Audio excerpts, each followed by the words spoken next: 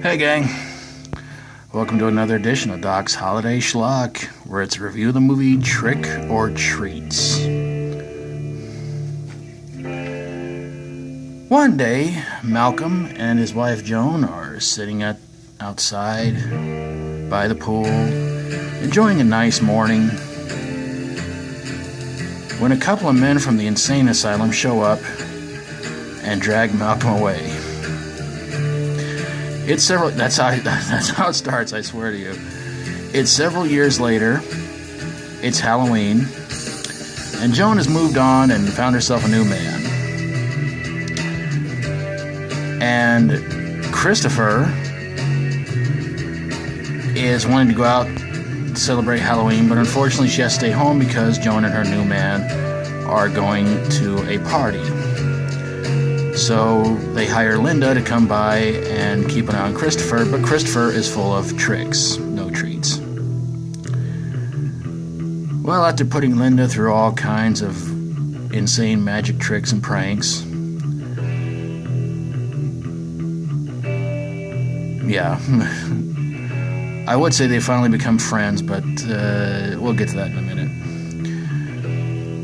Malcolm decides that he is going to get out of the insane asylum and go home. I swear this sounds so familiar. And get back at his wife. So Malcolm is dressed up like a nurse. And he winds up finally getting to the house after stealing a bum's clothes. But beforehand, he's making a bunch of phone calls. About 2 or 3 of them, doesn't say a word. Then finally, when he does call and Linda answers, he says something about he's on his way home. So he gets into the house. He thinks Linda is Joan, and he goes after her. Linda gets Christopher to try to help her out. And Christopher has this guillotine trick, kind of like what Alice Cooper does. So Linda and Christopher are waiting on Malcolm to get into the room, but he winds up going to a different door. Linda traps him in the guillotine, and that's the end of Malcolm. Linda goes back downstairs, trying to call the police again, and Christopher appears behind her with a knife that Malcolm had, and the movie ends. This one starred Peter Jason, David Carradine, and Steve Railsback. So why did this movie suck? Because it was boring. I'm not kidding, this movie was frickin' boring. I mean,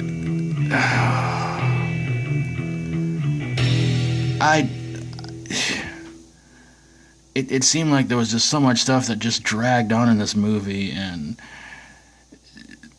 really weird stuff too. I mean, Malcolm getting hit on by a drunk guy while in the nurse's outfit, and I'm thinking, you know what?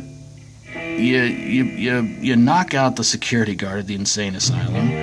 I probably would have taken his clothes. But of course, Malcolm was nuts, and that's something else that they didn't explain. You know, why was it Malcolm was being taken there? He seemed perfectly normal at the beginning of the movie. And something else that really got annoying, the continuous tricks of Christopher. After a while, I was like, okay, this is almost like a really bad running gag. This is... And Linda would fall for every one of them, and it's like, get a clue. You know, like it's like the old saying goes, fool me once, shame on you, fool me twice, shame on me. But apparently in this movie, fool me 15, 20 times, I'm gonna send you to bed.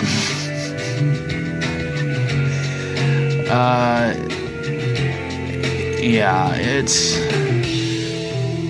it's pretty bad, and I'm really surprised David Carradine was in it, but here's what's even more surprising, he wasn't in it very long.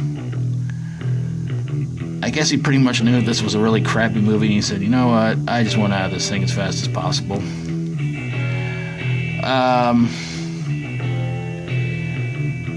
yeah, this movie screams elements of all sorts of other horror movies. Primarily just the whole, somebody calling the house constantly and harassing the babysitter and all this other stuff, and somebody's gonna break out of the insane asylum and come back home and all this other. Yeah, so it feels like it's ripping off other horror movies around that time, but it was boring.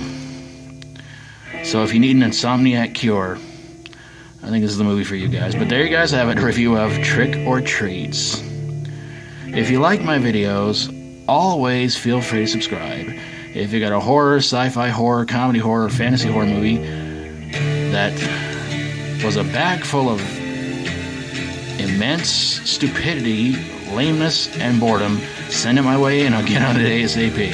Thank you guys so very, very much for watching. And until next time, as always, stay strong and rock on.